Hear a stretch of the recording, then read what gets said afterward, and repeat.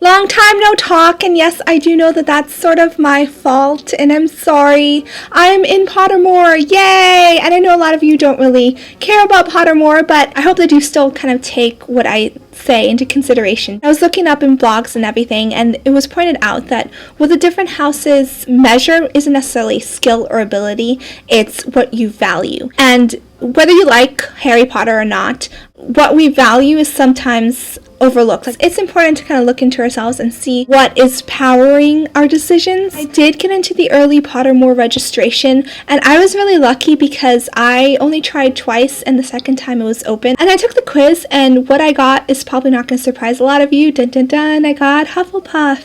For the longest time, I've identified with Gryffindor. A good friend of mine made me a Gryffindor scarf that I absolutely love. But I was not unhappy when I got Hufflepuff. Actually, over the past couple of months since I saw the poem about the Hufflepuff houses, and it said that Hufflepuff, treated everyone with equality and dignity and respect. Since then, I have wanted to be in Hufflepuff. And to the whole argument that I saw on a blog that really nice people are going to be stuck with the really kind of loser people. There are no losers, first of all, and secondly, within any house there are going to be people who are better at whatever the house values and people who are going to be worse, and some people who are going to value things that they aren't necessarily the best at. What's the wizard to do if they realize that they're in the wrong house? I don't really know. If you're familiar with Harry Potter, there are people who are in Gryffindor, which is the house of courage, Ravenclaw, which is the house of learning and intelligence, and Slytherin, which is the house of cunning and achievement, and Hufflepuff, which is the house of loyalty and respect for others and equality. There are people within each house who don't necessarily meet the qualifications, who aren't necessarily good at those things, but they value those things. So Gilderoy Lockhart, he wasn't necessarily the smartest person in the world, but he valued intelligence. Crabbe and Goyle weren't necessarily the most cunning or achieving people in the world, but they valued those things. Peter Pettigrew, he, I guess, valued courage, but that was the exact thing that he was not good at. He hid as a rat in fear for years and years and years because he was not courageous, but I guess that's what he valued. Zacharias Smith, it was pointed out, he was not necessarily the most loyal, nicest person in the world. Ron was not particularly brave, and Hermione was extremely smart, and Harry had a lot of anger issues. There is diversity within houses because each person is unique, and the people who are better within each house need to help the people who are kind of struggling. I think there's something to be said for valuing your friends and your family for who they are and not just what they can do for you, what you want them to be. Hogwarts in general really does value Hufflepuff qualities because they have the different houses for different people to be able to work at whatever they want to be good at. And I think it's kind of funny that a lot of people don't necessarily like Hufflepuff because a lot of the Hufflepuff values are things that people deep down do value. Each of us wants to be valued for who we are. And I think the Hufflepuff is a house that kind of focuses on that. You know what? You can value your strength and mobility, but you get into a car accident and then you can't move anymore.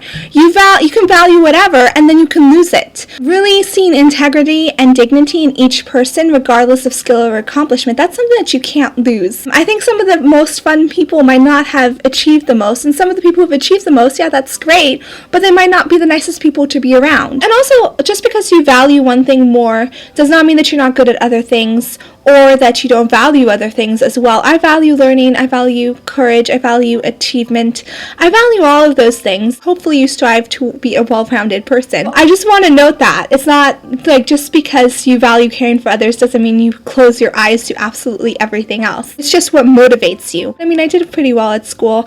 I graduated from college when I was 17, which is kind of an accomplishment, and got my master's at 20, about 4 or 5 years ahead of my time. I was the youngest in college and university, although I do have family members who are more achievement-oriented, which might have played an active role in my accomplishments. Regarding courage, I did stop a pickpocket in Paris, which I am very proud of. Granted, she was a tiny pickpocket. She was an adult, but a tiny adult. So I stopped a pickpocket nevertheless. And insert epic skit of me stopping a clumsy pickpocket.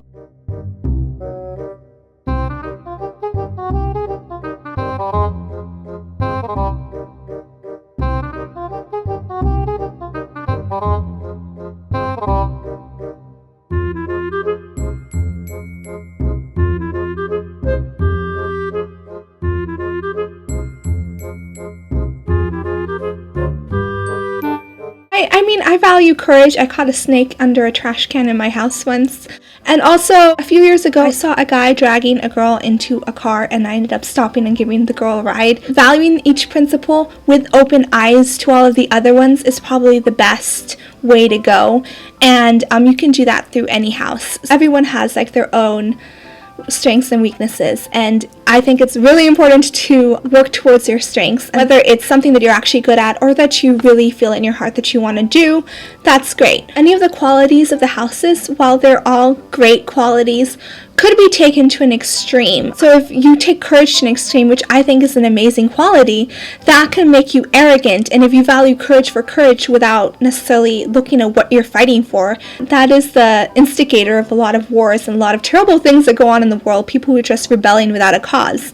It's like, if you want to rebel, if you want to be courageous, you have to have a reason to be courageous. And the learning of Ravenclaw, like, why are you learning? Why do you value knowledge? It's your goal just to become a human encyclopedia, because there are encyclopedias out there. You don't necessarily need to become one. Or do you feel a sense of awe at what you learn? Do you plan to put what you learn into good use? Like, why are you doing what you're doing? What I like about Hufflepuff is I feel like it is the reason in itself. And you know what? I think that there could be a little bit of a confusion when people look at the Hufflepuff qualities, because loyalty, as was pointed out in the blog, loyalty can be loyalty to principles, loyalty to your values. It doesn't have to be blind loyalty to some person. And also equality. Equality does not necessarily mean that you treat everyone the same. So people do have different needs. People do make different decisions. Sometimes a compassionate thing to do is to stand up for yourself. I know I made a video called Is Love Blind or Clairvoyant? And I think love sees. So if you really care about someone, you don't care about what they can do for you. You don't care about what they accomplish. You just love who they are. And if they do something that's not that great for them, or they harm other people, which is not good for themselves either, you don't necessarily let that go by. You talk to them and communicate with them. And love isn't blind to people's problems, but it doesn't disregard them because they don't live up to your expectations. I think that that's a thing. So, like, being a Hufflepuff doesn't mean that you are puffy. I don't know why J.K. Rowling chose that name. It sounds funny. Hufflepuff. And just remember, Pottermore is also just a website, and if you identify with a house that's different than the one that you get, that's fine. Ideally, you would identify with all of the houses. Since people weren't born to be put into Hogwarts houses, it's part of a story that I think is really cool and inspiring and fun to read. And another thing that I also want to talk about is Steve Jobs died, and I really valued his ingenuity and how amazing he was. I'm sad that he's gone.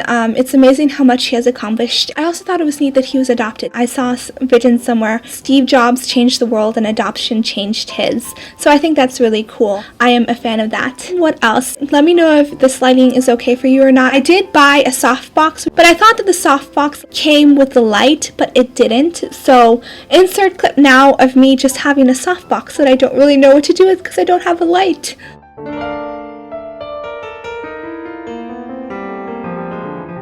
And I have a Tumblr. I'm going to put a link to the Tumblr in the down bar because I am very happy. I'm addicted to Tumblr now. I love Tumblr. And yeah, I guess that's all for now. I hope that you're having an amazing week, year, month, day, minute, second. Yes, I hope you are in a good place right now, and I will talk to you guys soon. This time I really mean it. I will talk to you guys soon. Okay, bye.